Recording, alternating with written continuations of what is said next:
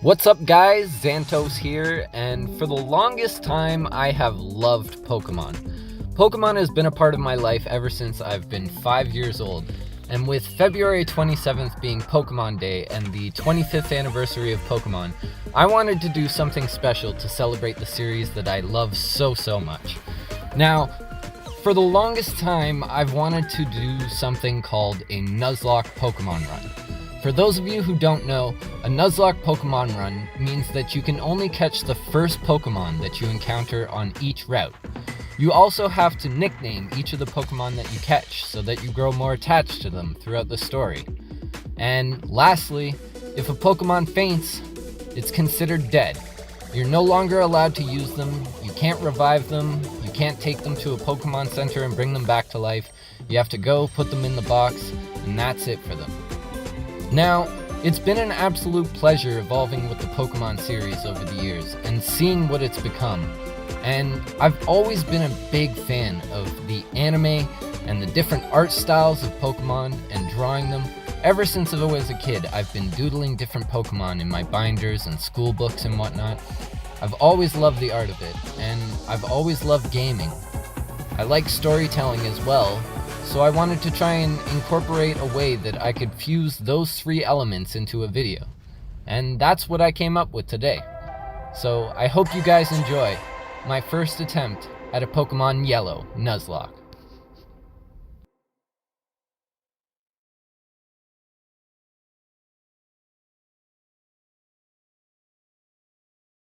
The story starts with me receiving a Pikachu that dislikes me, that I quickly throw into battle with no hesitation. We call him Piku. After an array of thundershocks and tackles, our little buddy comes out on top, our first victory. And thus, our rivalry with Nesbit is born, our first and last goal of our adventure. Our Nuzlocke journey has begun, as we revisit a chapter of our childhood. Our first catch is a Rattata that we name Scamp on Route 22, followed by a male Nidoran that we call Spike on Route 2.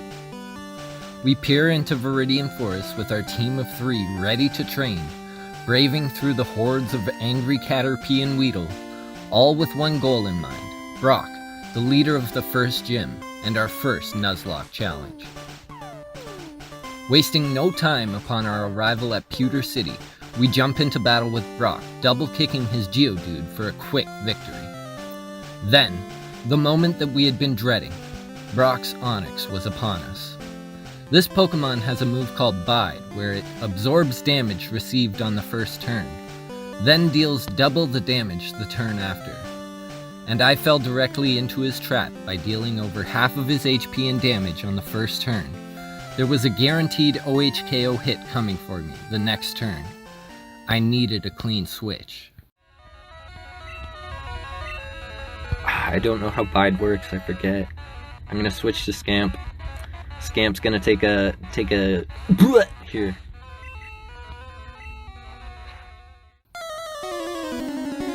Scamp, my underleveled Rattata, took the full force of the hit and was killed instantly. This gave me the switch that I was hoping for. Spike came in, and with 2 swift kicks, the Boulder Badge was mine. Our first steps towards the Elite Four were complete. Finally, a worthy opponent. Our Spike quickly grew into a Nidorino after all of the training from Brock's gym. And Piku the Pikachu even started to enjoy itself around us, sharing happy expressions and sounds. It enjoyed itself a bit too much though, because it crit killed a Spearow that we could have caught on Route 3, and a Zubat that we encountered at the start of Mount Moon. We stormed through Mount Moon and met a strange man that refused to move without us fighting him and taking one of his fossils. Looked like he was in there for too long. We also had our first encounter with some old familiar foes that we quickly thrashed before escaping the cave. On Route 4, before entering Cerulean City, we met our new friend, Shrewdoo, the Sandshrew, that was eager to hop into one of our Pokeballs. Then, we were met with a rematch with Nesbit, our rival. His face went a little something like this during the match. We were clearly one step ahead in our training. As we progressed forward onto Nugget Bridge, we were met with countless battles against trainers.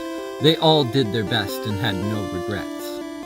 We took the time to focus on Piku and Shrudu, training them up to be at the same level as our Nidorino, Spike, so that our team had a good balance of attack, speed, and defense. After getting over the bridge, we met a trainer that thought we would be a better help to his Charmander, and thus we had our fourth friend, Zippo. On our way to meet with Bill, the mastermind behind the Pokemon storage system, we met a feisty Bellsprout that we caught and named Bells. After transforming Bill out of his Pokemon form, we chat and he gifts us a ticket to the SS Anne. We knew there was only one thing left for us to do before leaving Cerulean. Our team was ready to take on Misty and her offensive assault of water Pokemon. We marched forwards to claim the Cascade Badge. The battle started as expected, with Piku thundershocking Misty Staryu to an early grave. But a crit from her Starmie in the coming match had my Piku at only 4 HP. We switched to Spike, hoping he could tank some hits. Hang in there, Piku.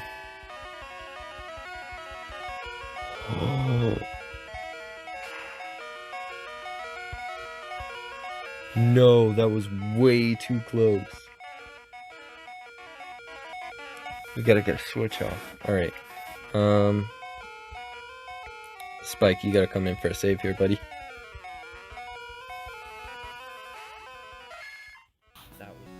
But another crit from her Starmie had my tanky little friend wondering what truck he had just been hit by. My main Pokemon were both low in HP. I needed to get a switch that allowed me to heal them back up, send them back into battle. Another sacrifice was needed. Bells looked at me, ready to take one for the team. I bowed my head, sent the underleveled little Sprout in. Starmie didn't attack and gave Bells one shot to take us to victory. With a crit hit from a Vine Whip, the Cascade Badge was ours. Again, one step closer to the Elite Four. After beating Misty, we venture down to Vermilion City, where we meet an old man that gifts us a fishing rod. We hop over to the nearest bed of water and catch ourselves a Magikarp that we named Gary. A quick trip to Diglett's cave snags us a Diglett that we named Digsby. And through our travels, Shrudu evolved into a Sandslash. Zippo evolves into a Charmeleon, and we're also gifted a Bulbasaur that's been nursed back to health and needs a strong trainer. This team is forming. Gary quickly follows, evolving into a much more powerful Gyarados to serve the team. And Zor follows suit by transforming into its secondary form, Ivysaur. It's on to the SSN now with our team, where we can learn techniques from the Cut Master and make our Pokemon even stronger. But another match with our rival looms overhead. Where will this ship take me? In this fight, we were able to show off our newly evolved powers with Gary and Shrudu, dominating over our rival's team with ease. We meet with the captain of the SS Anne, and he teaches our Pokemon Cut. It was onwards to the 3rd gym badge. For those that don't know, Lieutenant Surge has only one Pokemon, so easy win and moving on. On Route 9, as we progressed towards the Dark Cave, we ran into a female Nidoran that we caught and called Bowsette. With my Piku at my side, I began my adventure into the Dark Cave without Flash to guide me, going off of only memory.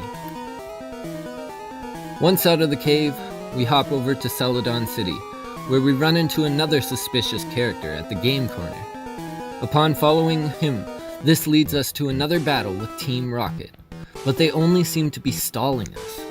The real mastermind, Giovanni, lays in wait upon their defeat and pounces on my weakened team without warning.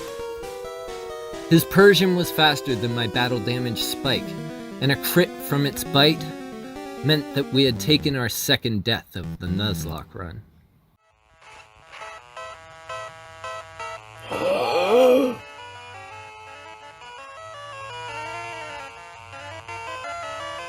No! No! It's our second death. Spike! My little champ. I'm so sorry. Spike! No! Spike was my favorite early on, and without him we would have undoubtedly lost to Brock in the first gym. This was really the first death that I felt. Ironically, we had traded Spike's life for an item that helped us identify the souls of ghosts, the Sylph Scope. With the loss of Spike, we ended up training Bowsette in his replacement, wasting no time taking her all the way through her evolutionary line. As much as it hurt to lose Spike, the swap of a male to female Nidoran wasn't too hurtful to the team. In fact, her stats seemed even more impressive. Our first spawn on Route 7 was a lazy Abra that failed to teleport away from me, giving me 2 opportunities to catch him. Ball number 2, caught, and thus we had an Abra that we named Zephyr that we quickly evolved into a Kadabra. We sprinted into Erica's grass gym with a fiery rage burning in us from the loss of Spike. Zippo burnt it down, Gary chomped the ones who were too tanky for Zippo, and Zephyr, with his psychic effectiveness, wore down the poison grass type Pokemon. The rainbow badge was ours. 4 gyms down, 4 to go. With the Sylph Scope, we head back to Lavender Town and attempt to figure out who or what the ghost is that's terrorizing Pokemon Tower. We identify it as the restless soul of Cubone's mother, and after killing it again, we put its soul to rest. Mr. Fuji is pleased with how we handled the situation, and after we escort him back down to his house, he gifts us the Pokeflute. We head back to Celadon City, where there's a sleeping Snorlax blocking the path to Cycle Road. We play the flute and have a crazy battle, but at the end, we end up catching him and calling him Dumpty. Throughout our battles, Zippo takes his final steps in his evolutionary line as well, and becomes Charizard. Clearing Cycle Road leads us straight into Fuchsia City, where the 5th gym awaits our challenge. Koga is a ninja master of poison and sleep techniques, and we were a little bit underleveled for this gym in all honesty, so it was kinda stressing. But he led with 3 Venonats that our newly evolved Zippo had no problems burning to a crisp. Things were looking good. Then I got overconfident. Thinking that Venomoth was a bug flying type Pokemon because it has wings, I foolishly sent out my Piku thinking it had type advantage. This gave Koga the opportunity to get off 3 double teams with his Venomoth, as well as buff his attack with 2 X attacks. This Pokemon was in a position it could have OHKO'd any Pokemon on my team if it had attacked with Psychic. In a panic, I knew that my Piku needed to switch back with my Zippo. And against all odds, Zippo managed to land all of his attacks, even with its evasiveness and attack boosted substantially. Venomoth was down, Koga was defeated, and the 5th badge was ours. After Koga's Venomoth was mashed, we bounced back to Saffron and take on the fighting gym. We battled against a Hitmonchan and a Hitmonlee. After we masterfully beat each Karate Kid, we were gifted Hitmonlee, and we name him Gaston after a friend. Cheers, Gaston. Team Rocket again is occupying this city, so in order for us to fight the gym, we have to beat a bunch of grunts into submission. And amongst the grunts, we run into yet another battle with Nesbit, but something is different. His team is smarter, more balanced. Upon his defeat, he congratulates us, wishes us luck, and tells us we're ready. A man being held hostage by Team Rocket sees our efforts to finish the evil Pokemon Snatchers, and asks us to take his Lapras so that Team Rocket won't lay their hands on it. So, we call her Nessie. Like clockwork, Team Rocket barges in. So we send them blasting off again, but this brings us right back to their boss. Giovanni, the trainer who took Spike's life. We glare at him with revenge in our eyes and ask if he's mocking us. He leads with a Nidorino that he didn't have on his team for our first battle, our Spike. With rage in her eyes for the loss of her fallen brother, our Bowsette, the Nidoqueen, proceeds to destroy his whole team. Giovanni looks at us with a smug, grim expression. This is not the end, and vanishes, the Master Ball left in his place. Team Rocket's plans foiled again, and free from Saffron, our gym quest continues. Sabrina is a psychic master of Pokemon, and honestly, our team had no super effective advantage in her gym. We even had a few tough battles against the trainers in her gym before taking her on. I was nervous. But our Zippo speed slashed every single one of her Pokemon. It was a murder. I was so proud of my Fire Dragon. Sabrina was beat, the 6th gym was complete. We sail over the Seafoam Islands on Nessie, Cinnabar Island in our sight, our second last gym challenge. Blaine is a Fire-type gym leader, but we have a Gary, and he is a powerful Water-type Pokemon, so his Pokemon cowered away in absolute fear of my OHKOs coming for them time after time. Blaine stood shocked. Another easy win for our team, the Volcano Badge was ours, and we move on to the 8th and final gym.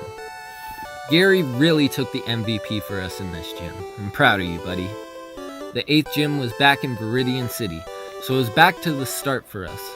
Little did we know who would be waiting there for us. While riding the waves back to our hometown, we took the chance to train our Zor into his final form. He was our only Pokemon falling behind in training, and we really needed him at a higher power level. We get to Viridian City only to find out that Giovanni is the leader of the 8th and final gym. This is the trainer that we have a grudge against, and after riding high with Zor, I felt ready to take him on one last time. Zor takes out his Dugtrio in round 1. Easy win. Bowsette takes out his Persian in round 2. Easy win. Zephyr takes out his Nidoking and Queen. Easy win. And then I got cocky. I sent in my under-leveled Zor against his Rhydon, forgetting his poison type puts him at a disadvantage. I don't know if poison powder would work. I'm gonna try it. It did work.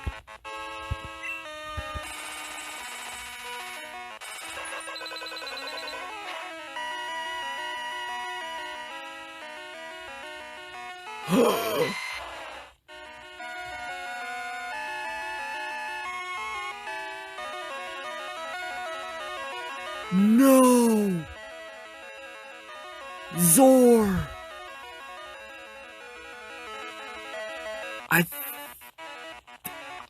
It's... the poison.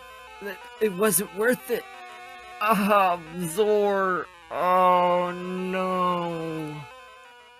His Rhydon slammed my Zor with a super effective rock slide, and it was game over for Zor, our third and most hurtful death of the Nuzlocke run yet. The match was won, but came at a heavy price. All 8 badges were now ours, but we were 1 team member short. I vowed for no more team deaths at that moment. We went back to the Safari Zone where we had one more catchable encounter. But after missing a freaking Dragonair with a Safari's ball, it ran away. I was heartbroken. We surf down to a power plant, and I run into a Magnemite that we decide to grab for extra electric power on the team. We call him Zipper. And with a heavy heart, I decide to take Zippo off the team before we take on the Elite Four. He did so much for us all through our gym challenge and was such a big part of the team, but his type was weak to 75% of the E4, and we vowed for no more deaths. Sorry, buddy. I couldn't lose you too. Piku's still by my side. I peer into the Indigo Plateau. This will be our toughest challenge yet. Let's begin. Lorelei was our first in the E4. Her Pokemon are mainly ice-water type, so our new team member Zipper was able to zap them into submission alongside Piku. Her Jinx is a psychic ice type though, so I decided to have Nessie tank through that fight with Surfs. E4 member number 1, complete. Things were going well. I was pretty confident.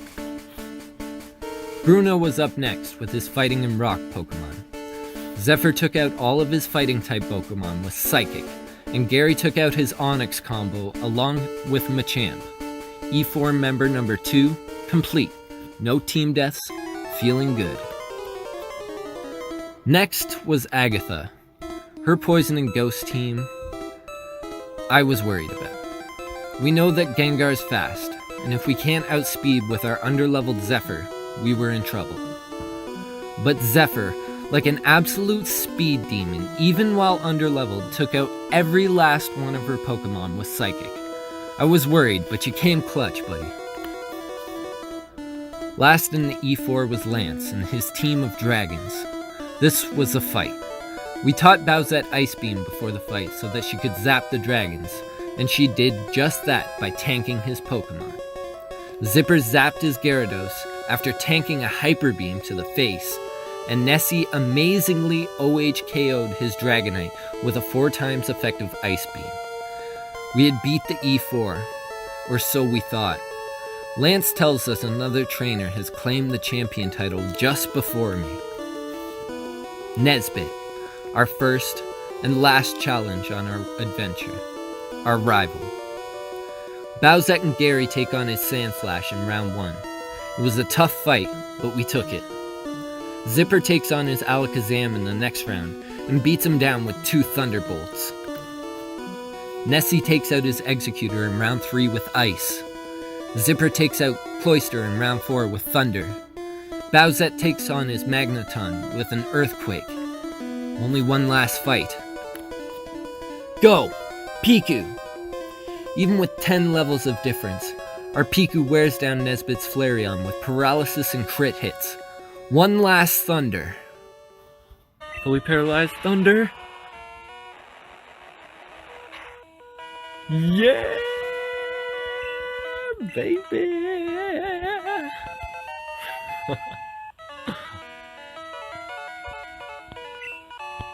We did it. We completed the Nuzlocke challenge. My reign is over already?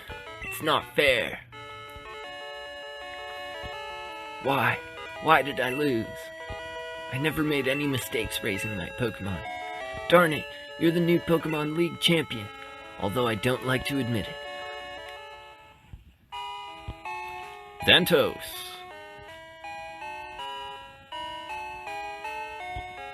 So you won, congratulations.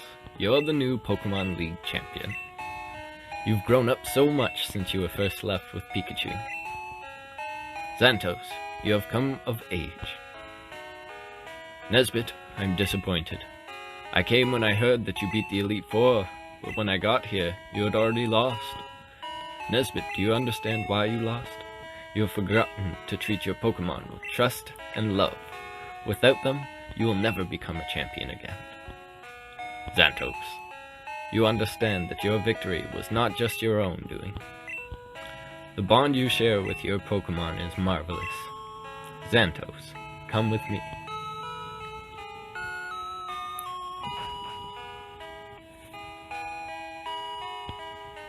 Congratulations. This floor is the Pokemon Hall of Fame. Pokemon League champions are honored for their exploits here. Their Pokemon are also recorded in the Hall of Fame. Xantos, you had endeavored hard to become the new League champion. Congratulations, Xantos. You and your Pokemon are Hall of Famers.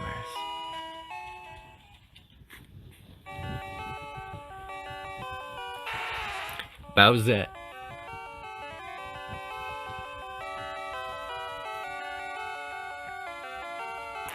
Gary, the Gyarados.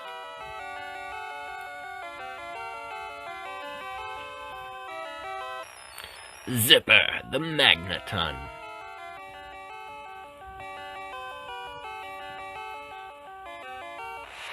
Zephyr, the Kadabra.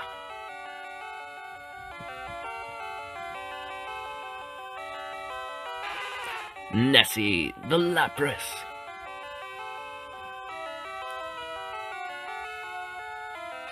And Piku, the Pikachu.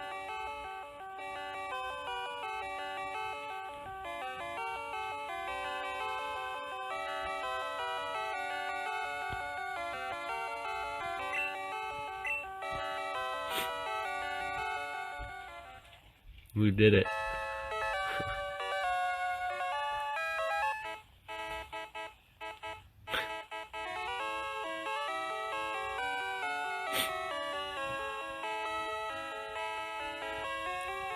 Thank you to everyone that tunes into this and checks this out. Why I'm getting like emotional here.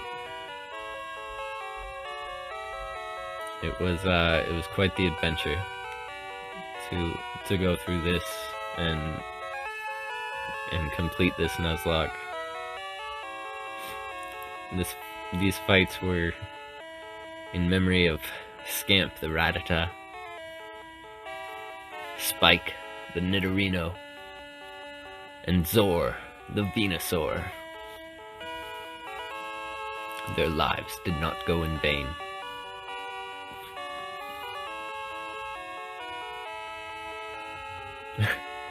I can't believe we actually did it. 3 faints throughout the entire process. Managed to keep Pikachu alive the entire time. Pikachu never went down. Not even once. Never ran away from a single Pokemon. Only caught the first Pokemon that we saw on each route. We did it.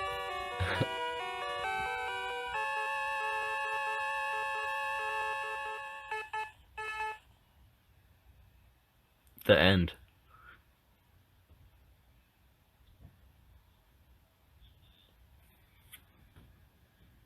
Thanks for tuning in, guys.